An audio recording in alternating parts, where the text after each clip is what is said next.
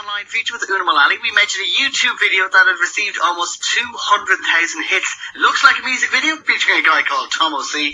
and a really terrible Irish hip-hop song. We learned that Tom himself had nothing to do with the video, and we asked him if he wanted to get in touch to discuss it, and that's just what he did.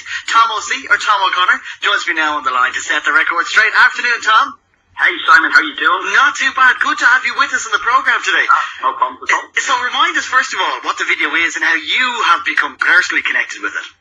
Okay, well basically I think it was someone's idea of a joke which literally evolved, I suppose, into a hate campaign, or I don't know, terrorism, if you want to call it that, you know. Right. So this basically video was so dreadful, it took off and it was sent around the whole nation as I suppose as a joke sort of email, and it was the most viewed YouTube video in Ireland last week. My God, and how did it come to your attention then? I got a couple of mails about it, and also the person who created it, who I have no idea. Right. Who did. Sent it to some of my customers. I have my own business. So the customers brought it to my attention, you know. Right. Now I did report it with YouTube 6 or 7 times. But apparently it's pretty difficult to get videos removed, and as of yet I haven't been able to get this video taken down. You know, it's the video is pretending to be myself, and it's defaming me, and I can't get it taken down. Right, and have you any idea who the song itself is actually by? It's by a guy, a rapper in Swords called Dizzy D. Now, in fairness to himself, he didn't, as far as I know, he didn't release the song through auto-tune.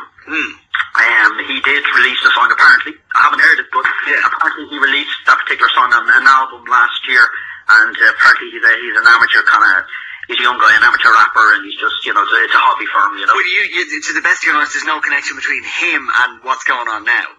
As far as I know, right? Don't know. Yeah, just when people look at the videos, obviously, you know, if it doesn't give the best impression of you yourself, you know, and I think that's maybe some of the point that's come across in the video as well, is that it's the idea of the stuff that has been taken of you from people to be put into it. Absolutely. Some of the photos there, they're 2 years old, and you know yourself, and I suppose your audience are going to know as well. Some of us, you know, we have photographs on our Bebos and stuff, out drinking, out drunk, you know, they're not really for public release.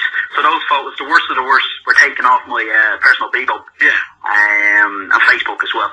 And thrown into the video, you know. Yeah. There is some amusing pictures in there, alright.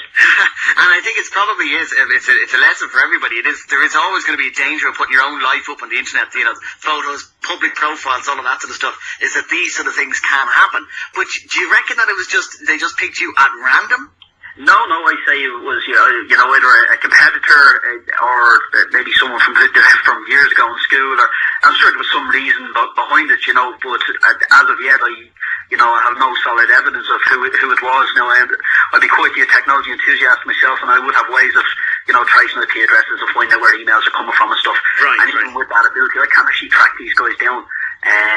So, you know, they're completely anonymous. And as I said, I'm quite shocked to find out that it's so hard to have this sort of material removed from YouTube. Right, and to the best of our knowledge, by the way, of course, for the record, is that we are sure that all of Tom's competitors are absolutely squeaky clean and would never dream of doing anything along those lines. Absolutely not. And again, you know, I've various businesses that I'd be doing, you know. But I'm not blaming anyone, because I can't. I have no solid evidence on anyone. You know, I'm just saying who would want to do it, you know, or who could do it. Some of the comments that have been up on YouTube have been particularly strong, and I know, once again, you know, there's the nature of the internet. Sometimes the comments get a bit strong, but some of them do seem to be particularly nasty. Yeah, so some of them there, like death threats, go and kill yourself, commit suicide, sort of stuff. Like I was even thinking about it. I was contemplating it. Could I actually write those comments myself against another video, and I couldn't. Yeah. I couldn't tell anyone to go and kill themselves. So again, I think it could be a small group of people, maybe, you know, I like to think, you know, the society isn't really like that, and I really don't think, I think out of those 2,500 comments, there must be people repeating themselves, or because they were very obscene, and I was thinking, you know, even if there was a celebrity out there that I didn't like or something, and, you know, they were making headlines in the news, I still can bring myself to putting something like that on a video of theirs, you know. So think sometimes, yeah, the anonymity of the internet offers people, the bravery that perhaps they wouldn't express if it was in real life. And it's just, I suppose now we just have to see what happens to see will the video get taken down. But I presume your Bebo profile has now gone private, yeah? It should be. Yeah. And again, I'm keep getting onto YouTube and my business startedbackup.ie, and I'm trying to get our own guys now to start contacting Google directly. It's even very hard to contact Google, their legal team and stuff to get it taken down. So hopefully I'll have a bit of luck. Again, I just keep thinking if this happened to someone who wasn't maybe not as strong, maybe a teenager or something like that, it would be an awful life for them completely. Yeah, nobody deserves to be getting that sort of level of grief. And as you mentioned yourself, it could be somebody much younger and who wouldn't be able to deal with it. To handle it, you know. And really, I know there is loads of pluses to social networking.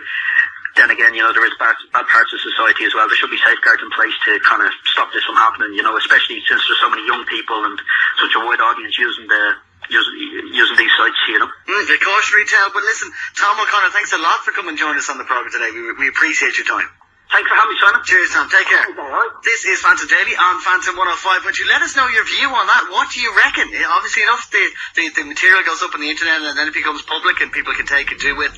But what happens then after that, and the idea of going on and then using it to, I suppose, it's almost identity theft to going on, and the grief and the abusive comments that go on after it all just seems a little bit odd, and it seems very, very mean and vindictive to do anything with that. But we would like to get your views. 51052 together with 02 for your text, please. That's 51052.